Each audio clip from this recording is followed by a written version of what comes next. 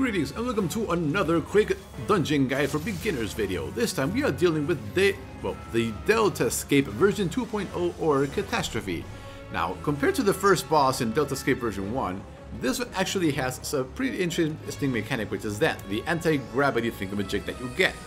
Now, this is something you need to learn to activate, so keep it right there. Usually it's a good idea, because this boss does a lot of things related to gravity or the ground. Now right here, we are starting everybody, well, elevated technically speaking, or floating, whatever you want to call it. Because a few seconds into the fight, he is going to do 3 earthquakes that affect people on the ground in a row. Well, not completely in a row, they are separated by around 3 or 4 seconds each. There's the first one right there, as you can see, or just some. There's the second one, and there should be a third and final one. Maybe, there's the earthquake one. Now, the first time I did this, I ate the first 2 and I was like, can I avoid that? And then it was like, yeah, we float around with this thing. Now, as I mentioned before, this entire boss is based around the idea of being either floating or on the ground. Now, right now, we are not there yet, but during the fight, he will summon 2 big room-wide AoEs that are made up of spheres that have big rooms. And then there's this thing, which all you gotta do is make sure you're floating to avoid it, and that's it.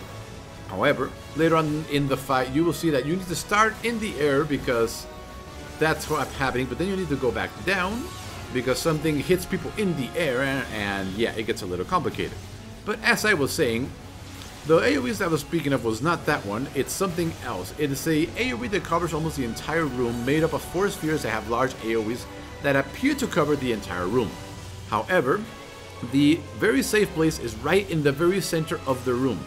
Once it happens, I'll mention it to you. The reason I mentioned this is because during that AoE, there are 2 different types. There is one that affects the entirety of people that are floating like we are right now. That is the yellow one.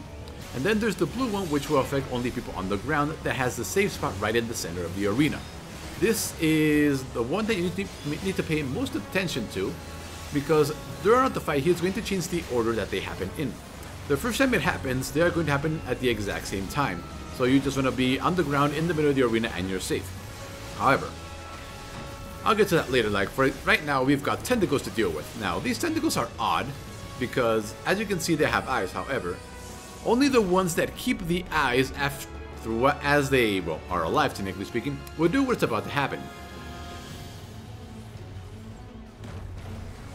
That big AoE around the tentacle hits very, very hard, and you cannot avoid it by being floating. For example, one of those AoEs will take around our Black Mage's HP about 90%, so they hit very hard. So what you need to do is, once you see star tentacles popping up, you need to position your camera in such a way that you can see all 4 of the tentacles and see which one loses the eye. Now here is the AoE that I was mentioning.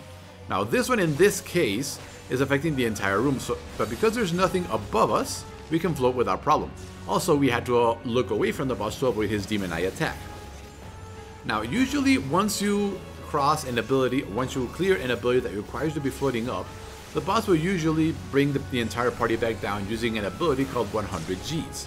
This tends to happen pretty much every single time you need to be down, so the developers put it in a way so that you can stay up, and if the boss brings you down, you can stay down until something requires you to bring you up. Now, this is the one I was talking about earlier in the video. As you can see, we need to be in the safe spot right there. The boss just used 100 Gs to bring us back down, and as you can see, the AoE for the blue side, well, the blue was slightly smaller than the first time we saw it. Also, our other tank did not look away for the demon eye, so he's going to be petrified for around 15 seconds. So yeah, that's going to suck. So yeah, that is generally what the fight is about. Making sure you are away from his AoEs, and when the gravity starts acting up, you are in the elevated or lower position that you need to be. Now, as you can see here, I am trying to position my camera so I can look at all 4 of the eyes. There we go, I manage it. And as you can see, one of them, or 2 of them, lost their eyes quicker than the others, if at all. There's the maze that's gonna get owned right now over there, and wait for it. There you go. As you can see, he got hit by 1 AoE and lost almost his entire HP pool. So yeah, you really want to pay attention to those eyes. Just remember that also during that time, you may also have to look away from the boss to avoid the petrification gaze.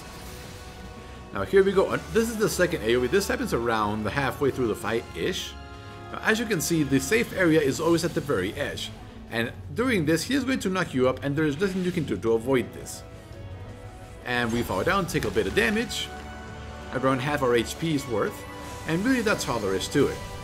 After this, he's going to be continuing his attack patterns, except he's going to start mixing up the blue and yellow AoEs a little bit. What I mean by this is that he may start doing the yellow one first and then start casting the blue one, so that you need to be on the ground and then raise yourself. I do believe that happens the next time he decides to do it, in which case I almost forget to activate it, but I do it just in the nick of time.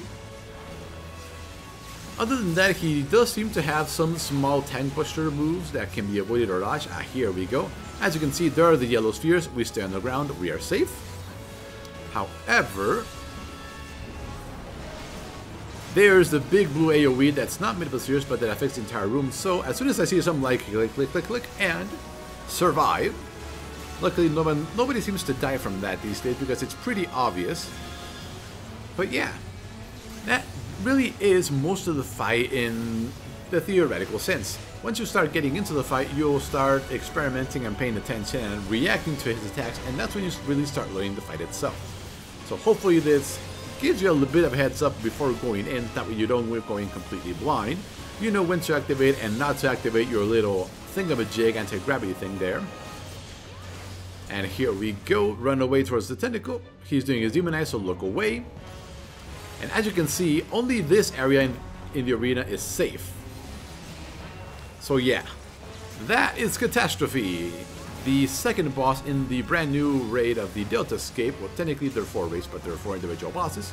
But anyway, thank you for watching, and we will see you next time.